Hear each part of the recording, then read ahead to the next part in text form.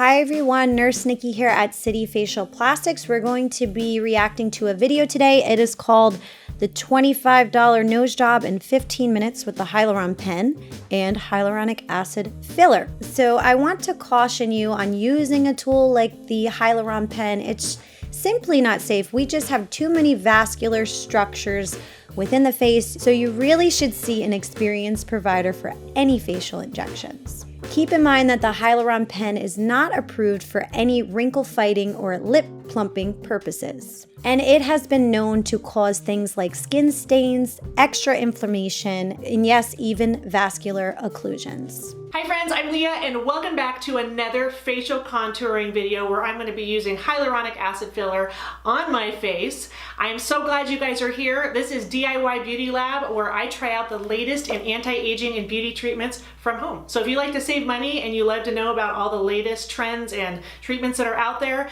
then you probably want to subscribe to this channel. So I have to say, saving money is never good when it comes to injections. You will pay triple the price to fix it, and you can even pay with your face in general, with dead tissue, with a vascular occlusion, and that is almost what happened to me. So it's very dangerous, it's very traumatic, and it's not something that I want to see my patients go through, and hopefully you're not going to try something like this at home. So I'm going to go ahead and talk about the pen and exactly what it does.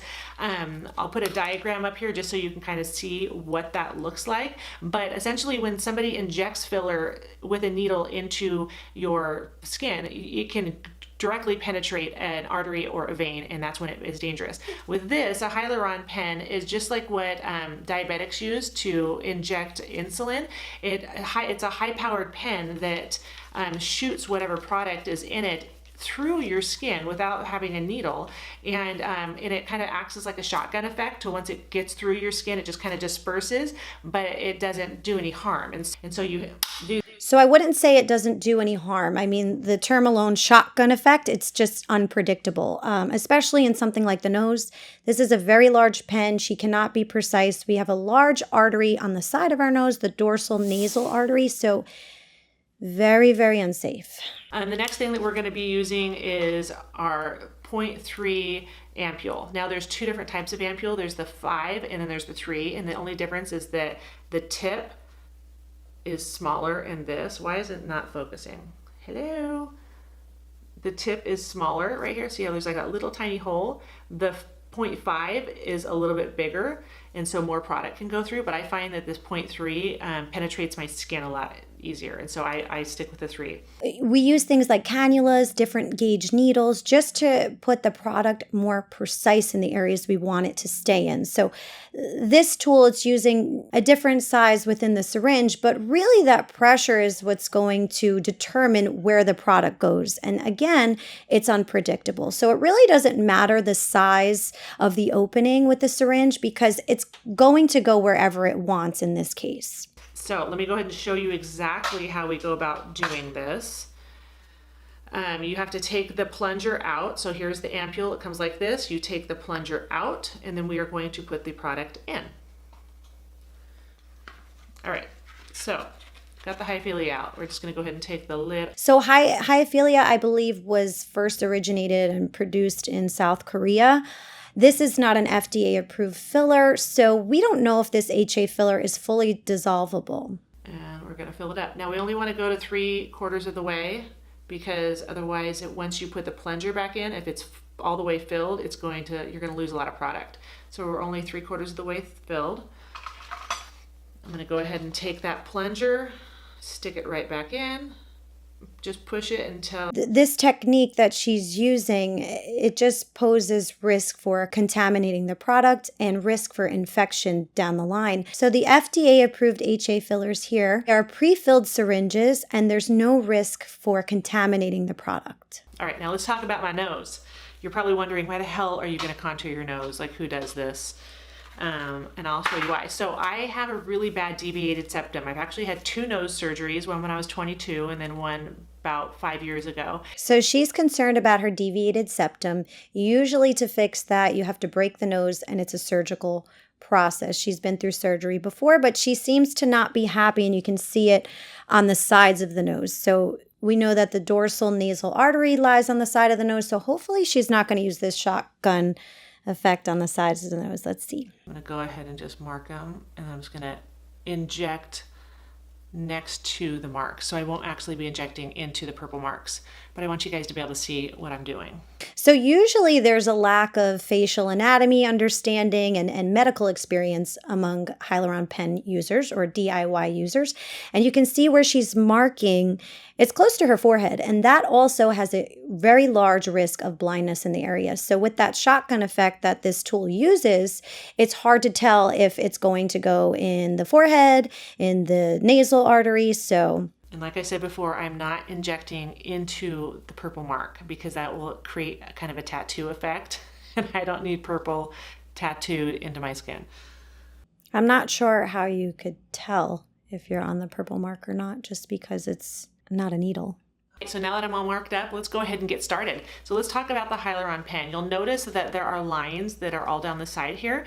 These are to kind of help you know how much to put in. I go off of feeling, and I also, it just depends on my skin, and I always like to start low and then build up depending on whether or not the product is actually penetrating my skin. So usually I'll start off with like two lines. So I'll just kind of turn it until it gets to 2 lines. I'll try. I like that she's going, not that I like this product at all, but I do like her concept of less is more in this case, and to look at the skin. We're always doing that as we inject. We're looking at the skin, looking for blanching, going off feeling. Oh, that one worked. Okay, okay. I like to hold it there for just a second, kind of let the product sink in. Now, that was a lot of product loss. But the positive thing is that there's actually a little blood mark right there, and that means... So you can see just by that blood mark, it penetrated the skin under many layers. So it can definitely penetrate a small vessel. ...that it went in, so that's good. I'm all about that.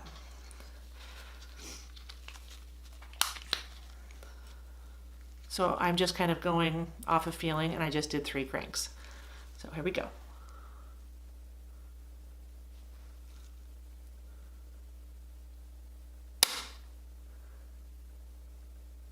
Literally scares me every single time. I just never get used to it. Okay, so I don't think that one went in. Right, so you can see there's a lack of predictability with this tool. So it went into this area, the other area, a lot of product was lost. So you can just see, again, that there's no way to ensure a smooth, successful result with a product like this. It attempted to go in, so it'll probably go in really easy. Oh yeah, much easier that time. A lot of the filler is on the surface of her skin, so not depositing filler deep enough in certain areas like the nose, the cheeks, the under eyes, it can lead to lumps and bumps, and not only that, something called the Tyndall effect. So it can actually have like a purplish, bluish hue in certain areas if it's not deposited down on periosteum. All right, there you have it. Cheapest nose job you will ever get.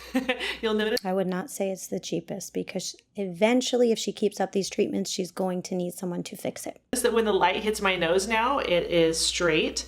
It's actually a little bit swollen right now, so it'll go down tomorrow and look a little bit more natural. But yeah. So the peak of swelling is day 2 and 3, and then it'll go down after that. So that's it. That is my filler nose job. So as you can see, I do not recommend this tool. I do not recommend that HA filler product. If fuller lips, more defined cheeks, jawline, a nose even, is on your goal list for 2023, make sure you see a board certified practitioner rather than taking matters into your own hands. I hope you guys enjoyed this reaction. Let me know in the comments if this is something that you would try. I will try to advise you against it. Don't forget to like, comment, and subscribe, and I will see you next time. Bye.